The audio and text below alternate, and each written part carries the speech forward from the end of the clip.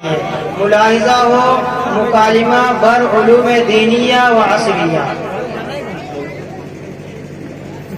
السلام علیکم ورحمۃ اللہ وبرکاتہ۔ وعلیکم السلام ورحمۃ اللہ وبرکاتہ۔ کیا مسیح الدین بھائی آج کچھ فکروں اور الجھنوں میں الجھے سے اور ٹینشن میں نظر آ رہے ہیں؟ خیریت تو ہے نا؟ ارے بھائی شام، آج میں نے اخبار میں سچر کمیٹی کی رپورٹ پڑھی ہے، جس سے معلوم ہوا کہ عالمی اور ملکی سطح پر ناخواندگی یعنی ان پڑھ جاہل گوار کی شرح مسلمانوں میں سب سے زیادہ ہے۔ اس رپورٹ نے مجھے فکر و غم میں مبتلا کر دیا ہے۔ مسلمانوں کی یہ حالت زار دیکھ کر مجھے کھانا پینا اچھا نہیں لگ رہا ہے، کیونکہ مسلمان معاشی، اقتصادی، سیاسی، سائنسی، ٹیکنالوجی، دیگر عصری علوم پردے کی ہر میدان میں مسلمان پیچھے ہیں۔ ارے مسیح الدین بھائی، یہ فکر و غم چھوڑو۔ سچر کمیٹی کی رپورٹ دنیاوی تعلیم سے متعلق ہے، دینی تعلیم سے اس کا کوئی واسطہ نہیں۔ الحمدللہ ثم الحمدللہ، مسلم قوم دینی تعلیم میں بہت آگے ہے۔ ہر سال علماء، حفاظ، قراء اور مفتیان کرام کی اچھی خاصی تعداد مدارس اسلامیہ سے فارغ ہو کر قوم و ملت کی خدمت میں مصروف ہو رہی ہے، جو اس قوم کے تابناک مستقبل کی غماز ہے۔ بھائی احتشام، جس تعلیم کی تم بات کر رہے ہو وہ ہمارے روشن مستقبل کی ضامن نہیں ہے، بلکہ ہمارا مستقبل اس وقت روشن ہوگا جب اس قوم میں ماہر ڈاکٹر، انجینئر، آفیسر اور فضلاء کو تیار کر لینے سے بات بننے والی نہیں ہے۔ ارے احتشام بھائی، آپ تو اس بات کا مشاہدہ کر رہے ہیں کہ ایک طرف مولوی لوگ ہیں جو کنویں کے میڈک کی طرح ہیں، قاعدہ نحو صرف لے کر بیٹھ گئے ہیں، بس اسی کو سب کچھ سمجھتے ہیں۔ نتیجہ یہ ہوتا ہے کہ مدرسہ سے فراغت کے بعد 1-2 ہزار تنخواہ پر اکتفا کرنا پڑتا ہے۔ مجھے تو تم مولویوں کی حالت پر ترس آتا ہے کہ تمہارے بچے اتنے ہوتے ہیں کہ اگر کوئی شخص تمہارے گھر آ گئے تو ایسا معلوم ہوتا ہے کہ وہ اقامتی درسگاہ میں آیا ہے، اور جب تمہارے بچے گھر سے باہر نکلتے ہیں تو ایسا لگتا ہے گویا اسکول کی چھٹی ہوئی ہے۔ اور تنخواہ دیکھو تو صرف چند ہزار روپے ہیں۔ اتنی کم تنخواہ میں تم مولوی لوگ کیسے گزارا کرتے ہو؟ اس لیے میں کہتا ہوں، دیگر قوموں کے شانہ بشانہ ترقی کی منزلیں طے کرنا ہے، اور ایک زندہ قوم کی حیثیت سے عزت و شرافت کی زندگی گزارنا ہے، تاکہ قوم میں اچھے سے اچھے ڈاکٹر، انجینئر، آفیسر، جج اور سائنٹسٹ پیدا ہوں۔ اور مثال دی جاوے، مسلم قوم کی 5 انگلیاں گھی میں ہیں، ورنہ ذلت و رسوائی، جہالت و پسماندگی ہی ہمارا مقدر ہوگی۔ ہمیں اپنے کیے پر آنسو بہانے ہوں گے، نہ ہمارا کوئی پرسان حال ہوگا اور نہ کوئی عزم و شوری کرنے والا ہوگا۔ مسیح الدین بھائی، آپ کی تمام باتیں بکواس ہیں۔ آپ کا یہ کہنا ہے کہ ہمارا مستقبل اس وقت روشن ہوگا جب اس قوم میں ڈاکٹر، انجینئر، آفیسر، جج اور سائنٹسٹ پیدا ہوں گے۔ میں آپ سے پوچھتا ہوں، ہم جس دور کو اسلام کا روشن و تابناک دور کہتے ہیں، یعنی صحابہ کرام، تابعین، تبع تابعین کا دور، کیا اس دور میں آج کل کی طرح ڈاکٹر، انجینئر، آفیسر، جج اور سائنٹسٹ موجود تھے؟ نہیں۔ اس کے باوجود ہمارا وہ دور روشن و تابناک تھا۔ اسی طرح آپ کا کہنا ہے کہ مولوی لوگ کنویں کے میڈک کی طرح ہیں، جن کا ذہن محدود، محض چند ہزار تنخواہ پر گزارا کرتے ہیں۔ درست نہیں ہے۔ کیونکہ تم لوگ ظاہر میں ٹیپ ٹاپ ٹائی بائی سوٹ بوٹ میں رہتے ہو، مگر حقیقتاً خوشبو مسندہ یعنی قسم کی ٹینشن اور پریشانیوں میں مبتلا رہتے ہو۔ تمہاری تنخواہ 10,000 مگر تم 2 بچوں کی کفالت صحیح طور پر نہیں کر پاتے اور تحدید نسل کا نسخہ آزما کر اپنے آپ کو بنگاہ شرع مجرم قرار دیتے ہو، جبکہ مولوی لوگوں کی تنخواہ محض 2,000 ہوتی ہے مگر وہ 10 بچوں کی کفالت بہتر طریقے سے کرتے ہیں۔ ان کی قلت میں برکت ہے اور تمہاری کثرت بے برکتی کا شکار۔ الحمدللہ علی ذالک۔ کسی شاعر نے کیا خوب کہا ہے، ظاہر کو تم نہ جانچو ذرا اندر بھی جا کے دیکھو، ظاہر کو تم نہ جانچو ذرا اندر بھی جا کے دیکھو، کیا چیز جی رہی ہے کیا چیز مر رہی ہے۔ آپ کی باتوں سے ایسا لگ رہا ہے کہ ہمارا مستقبل، ہماری عزت و ترقی، ہمارا وجود سب علوم عصریہ سے وابستہ ہے، جبکہ ہمارا عقیدہ ہے اللہ ہی کسی قوم کو باقی رکھتا ہے اور وہی فنا کے گھاٹ اتارتا ہے۔ وہ یحیی و یمیت، عزت و ذلت بھی اسی کے ہاتھ میں ہے۔ قل اللهم مالك الملك تؤتي الملك من تشاء وتنزع الملك ممن تشاء وتعز من تشاء وتذل من تشاء بيدك الخير إنك على كل شيء قدير۔ آپ کہیے اے سارے ملکوں کے مالک، تو جسے چاہے حکومت دے دے اور تو جس سے چاہے حکومت چھین لے، تو جسے چاہے عزت دے اور تو جسے چاہے ذلت دے، تیرے ہی ہاتھ میں بھلائی ہے، بے شک تو ہر چیز پر قادر ہے۔ مجذوب رحمت اللہ علیہ کیا خوب فرما گئے، تمہاری قوم کی تو بنیاد ہی دین و ایمان پر، تمہاری قوم کی تو بنیاد ہی دین و ایمان پر، تمہاری زندگی موقوف ہے تعمیل قرآن پر، تمہاری فتح یابی منحصر ہے فضل یزدہ پر، تمہاری فتح یابی منحصر ہے فضل یزدہ پر، نہ قوت پر نہ کثرت پر نہ شوکت پر نہ ساما پر۔ مسیح الدین بھائی، اس لیے آپ اپنے فکر و خیال کی اصلاح کر کے رب غفور کے سامنے سچے دل سے توبہ کر لیجیے۔ ارے بھائی، آپ لوگ کیوں بحث و مباحثہ کر رہے ہو؟ بھائی عادل، آرام سے مسیح الدین بھائی، آرام سے۔ بھائی عادل، ہمارا کہنا ہے کہ اس زمانے میں صرف اور صرف علوم عصریہ کا حاصل کرنا ضروری ہے۔ بھائی عادل، بلکہ ہمارا کہنا ہے کہ صرف علوم عصریہ کا حاصل کرنا ہی ضروری نہیں ہے، بلکہ علوم عصریہ کے ساتھ علوم دینیہ کا حاصل کرنا بھی بہت ضروری ہے۔ ٹھیک ہے، اگر آپ اپنے اس نظری اور فکری اختلاف کا شرعی حل چاہتے ہیں تو میں ایک مفتی صاحب سے رابطہ کرتا ہوں جن سے میرے اچھے تعلقات ہیں۔ وہ بڑے ذہین، فطین، قادر جواب، علوم شرعیہ سے واقف اور نباد وقت ہیں۔ وہ آپ دونوں کے اس اختلاف کا شرعی حل پیش فرما کر آپ کو مطمئن کر دیں گے۔ میں اب فون کرتا ہوں۔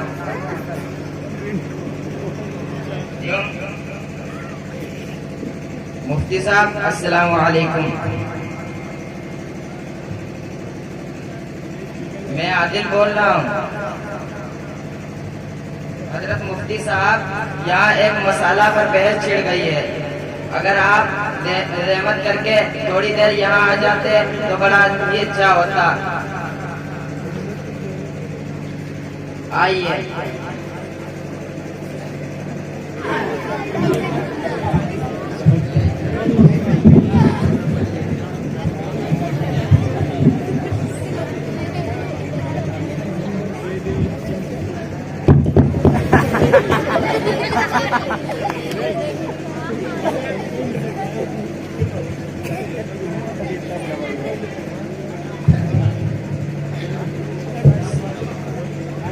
وعلیکم السلام ورحمۃ اللہ وبرکاتہ۔ آپ لوگوں کے مزاج تو بخیر ہیں۔ آپ نے مجھ کو اتنی جلدی فون کر کے آنے کے لیے کیوں کہا؟ کیا کوئی مسئلہ درپیش ہے؟ حضرت مفتی صاحب مسیح الدین صاحب کا یہ دعویٰ ہے کہ مسلمانوں کا روشن مستقبل، وجود و بقا، عزت اور سرخروئی، فلاح اور ترقی عصری علوم کے حاصل کرنے اور اس میں سبقت لے جانے پر منحصر ہے، اور دینی علوم میں اس کی ضمانت نہیں ہے، جبکہ احتشام مسیح الدین کے اس نقطۂ نظر کے بالکل مخالف ہیں۔ ان کا کہنا ہے کہ مسلمانوں کو عصری علوم کی قطعاً ضرورت نہیں ہے، کیونکہ مسلمانوں کا روشن مستقبل، وجود و بقا، عزت اور سرخروئی، فلاح اور ترقی، ایمان، علم صالح، تقوی اور طہارت، اللہ اور اس کے رسول صلی اللہ علیہ وسلم کی اطاعت پر موقوف ہے، نہ کہ دنیاوی علوم پر، بلکہ دنیاوی علوم پر علم کا اطلاق ہی غلط ہے۔ اب آپ شریعت کی روشنی میں ان دونوں کے اختلاف نظر کو دور فرما کر ہم سب کو ممنون و مشکور فرمائیں۔ محترم مسیح الدین صاحب، ہاں مفتی صاحب، احتشام صاحب کا یہ کہنا کہ علم سے مراد علم دینی ہے، یہ بالکل بجا ہے۔ اس لیے ہمارے مستقبل کا روشن ہونا، ہمارے مستقبل کا تابناک ہونا عصری علوم پر موقوف نہیں ہے، بلکہ علوم دینیہ اور ایمان پر موقوف ہے۔ اللہ رب العزت نے سورہ اعراف آیت نمبر 96 میں فرمایا، وَلَوْ أَنَّهُمْ آمَنُوا وَاتَّقَوْا لَفَتَحْنَا عَلَيْهِمْ بَرَكَاتٍ مِّنَ السَّمَاءِ وَالْأَرْضِ۔ اگر یہ بستی والے ایمان لے آئے ہوتے اور پرہیزگاری اختیار کی ہوتی تو ہم ان کے اوپر آسمان اور زمین کی رحمتیں کھول دیتے۔ اسی طرح ہماری عزت اور سرخروئی، ہماری رفعت و بلندی، ہماری فنا اور بقا ایمان کامل کے ساتھ مشروط ہے، جیسا کہ اللہ رب العزت نے سورہ آل عمران آیت نمبر 139 میں فرمایا، وَأَنْتُمُ الْأَعْلَوْنَ إِن كُنتُم مُؤْمِنِينَ، تم ہی سر بلند رہو گے، تم ہی غالب رہو گے اگر تم مؤمن ہیں۔ اسی طرح سورہ کہف آیت نمبر 62 میں اللہ رب العزت نے فرمایا، وَتِلْكَ الْقُرَىٰ أَهْلَكْنَاهُمْ لَمَّا ظَلَمُوا، اور یہ وہ بستی والے ہیں جن کو ہم نے ہلاک کر ڈالا جب انہوں نے ظلم کیا، وَجَعَلْنَا لِمَهْلِكِهِمْ مَوْعِدًا، اور ہم نے ان کی ہلاکت کا وقت متعین کر رکھا تھا۔ اسی طرح محترم احتشام کا یہ کہنا کہ علم سے علم دینی ہی مراد ہے، یہ بھی بالکل صحیح ہے۔ مفتی صاحب، آپ کے پاس کیا دلیل ہے کہ علم سے مراد علم دینی ہی ہے؟ دانشور مسیح الدین صاحب، صبر کیجئے، میرے پاس دلیل موجود ہے، اس لیے کہ میں کوئی بات بغیر دلیل کے نہیں کہتا۔ علامہ ابن حجر اسقلانی رحمۃ اللہ علیہ اپنی کتاب فتح الباری جلد نمبر 1 صفحہ نمبر 186 اللہ رب العزت کے ارشاد یرفع اللہ الذین آمنوا منکم والذین اوتوا العلم درجات کی تفسیر کرتے ہوئے فرماتے ہیں کہ علم اور ایمان کے سبب رفع درجات کا مطلب کثرت ثواب ہے، جس کی وجہ سے درجات بلند ہوتے ہیں، اور بلندی درجات درجات حسی اور درجات معنوی دونوں کو شامل ہیں۔